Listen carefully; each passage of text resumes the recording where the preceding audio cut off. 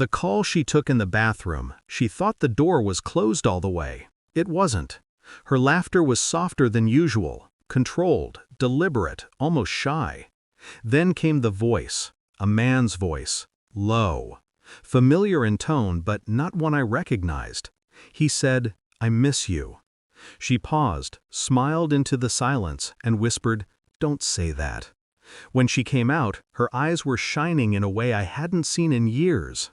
I asked who it was. She said, "Just a client." I nodded, and for the first time, I realized how easily people lie when they believe you love them too much to notice. That night, she slept facing the other side. Her breathing, measured, practiced. Mine wasn't. The sound of that voice replayed in my mind, looping through the cracks of half-truths we had built our life upon. I thought of her phone lighting up at dinner, the subtle way she'd tilt the screen away. I thought of how she started leaving her phone face down, and how her laughter had changed, shorter, quieter, as if it now belonged to someone else. I wanted to believe her, but belief is the easiest drug for the betrayed. So I began to watch. I didn't confront, not yet. Suspicion is a patient predator. It waits until the prey feels safe again. I noticed she changed her passwords one by one, started taking late-night showers with the phone nearby. Her perfume lingered longer than usual when she came home from work. And there was a new rhythm to her happiness, one that didn't include me. I kept my calm, smiled where she could see me, died where she couldn't. One night, I waited until she slept, unlocked her phone with her thumb against the screen. The message thread was hidden under a fake contact name, Evelyn/HR. But he wasn't Evelyn. The messages were ordinary at first, business hours, meetings, invoices. Then they turned softer. A text at 11:42 p.m. "I can still taste you." Another at 7:15 a.m. "Don't call me today. He's been quiet." That word, like a ghost suddenly realizing it's already dead. I spent the next few weeks in silence, not out of weakness, out of design. When betrayal enters the home, noise feeds it, silence starves it. I wanted her to believe I knew nothing, that I was still the fool who trusted easily. Meanwhile, I began collecting. Phone records, GPS history, deleted photos restored through CloudSync. Every fragment told the same story. She met him every Thursday. A hotel 15 minutes from her office, room 217, paid in cash. There was a photo, taken by him I assume, her sitting on the bed, hair tied up, wearing the shirt I gave her for her birthday, the same one she said she lost. I didn't rage. Rage is temporary. Clarity is permanent. Instead, I ran a quiet experiment.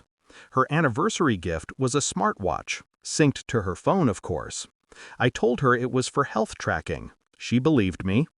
I watched her heart rate rise every Thursday at noon, and watched it drop sharply around 1:10 p.m., after the climax of betrayal. The data told me more truth than her eyes ever had. The evidence arrived like gravity, undeniable, heavy, and final. I printed it all: messages, receipts, hotel logs, heart rate graphs, laid them neatly in a folder. Thursday. That evening, she made pasta. She laughed as she served me, asked how work was. Her voice trembled on the edges, though she hid it well. Guilt changes tone. Anyone who's loved a liar long enough learns that. After dinner, I placed the folder on the table. "Open it," I said.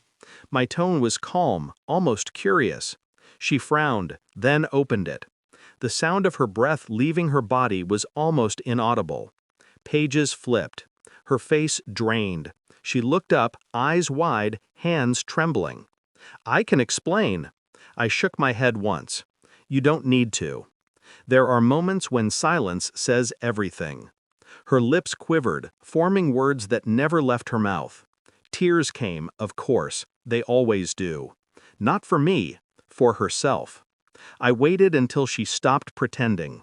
"You love him?" I asked. Her mouth opened, closed. Then finally, "It wasn't supposed to happen." I almost smiled. That's what they all say. The next morning, I left before dawn. I didn't take the car, or the ring, just the folder, now empty, and my composure. She texted at 8:12 a.m. "Can we talk?" I didn't reply. At 9:47 a.m., another one. "Please." By noon, she called. I watched the phone ring, each vibration another beat of a life I no longer recognized. When it stopped, I deleted her contact. Weeks passed. I saw her once, by accident.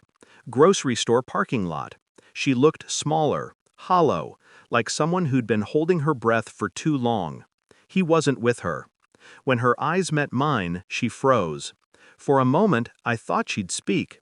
But she didn't, because she finally understood. I hadn't just left her, I had taken my silence with me. And that, more than rage, more than revenge, was the punishment she couldn't escape. I never exposed her, never told anyone. People destroy themselves better than you ever could if you leave them alone with what they've done. Sometimes, late at night, I imagine her still checking her phone, waiting for a message that will never come. Maybe she still calls that same number. Maybe he stopped answering too. I don't need to know. The truth isn't mine to hold anymore. It's hers to choke on. Betrayal doesn't end when you walk away. It ends when you stop caring who they become after you. I've learned that peace isn't forgiveness. It's detachment. Cold, surgical, final. So when she took that call in the bathroom, she thought she was hiding something. But in truth, she was only revealing me. The version of me that could finally watch love die and not flinch. I didn't lose her that night. I simply found out who she really was, and who I would never be again.